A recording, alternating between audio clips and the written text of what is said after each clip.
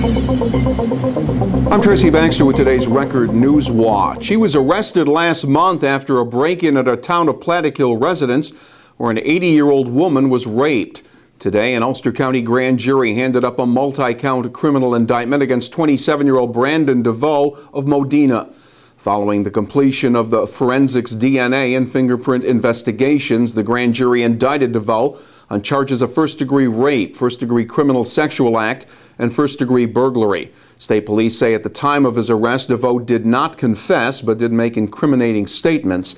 Ulster County District Attorney Holly Carnwright says DeVoe will be arraigned in county court at a date to be determined. In less than 3 weeks, Steve Newhouse takes over as Orange County executive from the retiring Ed Diana. Both men took center stage before an overflow crowd at a meeting of the Orange County Chamber of Commerce this morning. Newhouse, who will be sworn in during a New Year's Day ceremony, announced that longtime Newburgh Town Supervisor Wayne Booth will serve as his deputy county executive. Newhouse says promoting economic development will be the major focus of his administration. When outgoing county exec Diana took the podium, he couldn't resist a few final swipes directed at the county legislature, beginning with their decision to fully fund the county's Valley View nursing home next year. Diana hasn't wavered in his belief the facility should be sold and would create a huge financial burden for his successor and taxpayers. And I went to the legislature 10 years ago and said we have to look at Valley View then, because we can't sustain this any longer. No action. In 2005, no action. I wrote him a letter. In 2009, no action. No action. And today, going into 2014, still no action. I would have threw every one of them out of office. How's that? That's a fact. That's a fact. Whatever it is. Hey, I'm leaving. I can say a lot. And Diana did assure Chamber members that his long-running battle with the legislature over the future of the government center is finally coming to an end. We're going to have a new building, trust me. You're going to maintain some of it. We'll see how much in the end, but whatever. But you will get a new building, and that's what you need, an efficient, effective office building. County legislators are expected to approve a final renovation plan during a meeting today. Look for updates here at Record Online. Newhouse wants to make sure those renovations include a return of the motor vehicle office to that Goshen building. In Ulster County, 3 men have been indicted in connection with a reported cockfighting ring uncovered on property at Crystal Lane in the town of Plattekill.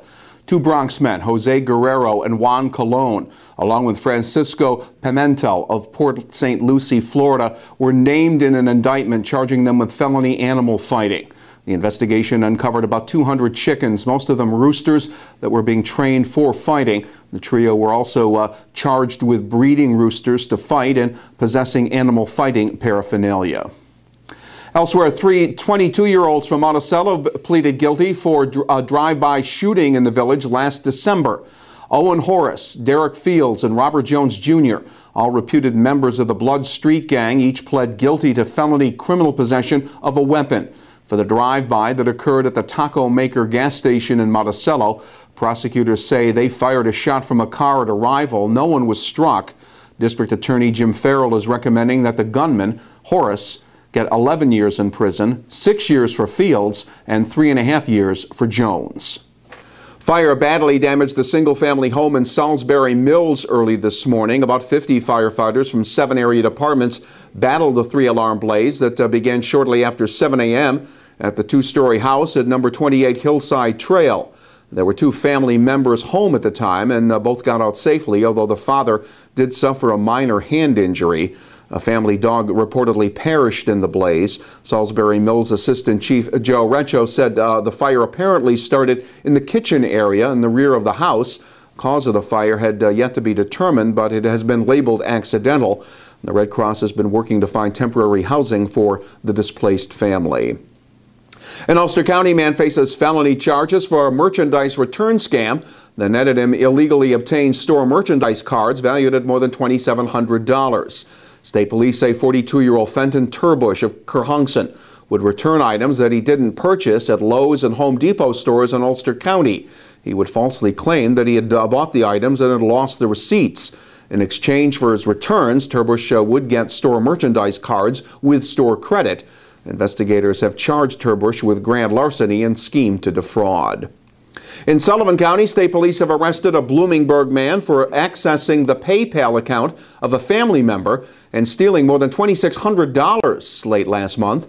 30-year-old David Boye of Bloomingburg was ordered held without bail in Sullivan County Jail following his arrest on the felony charges of identity theft and grand larceny.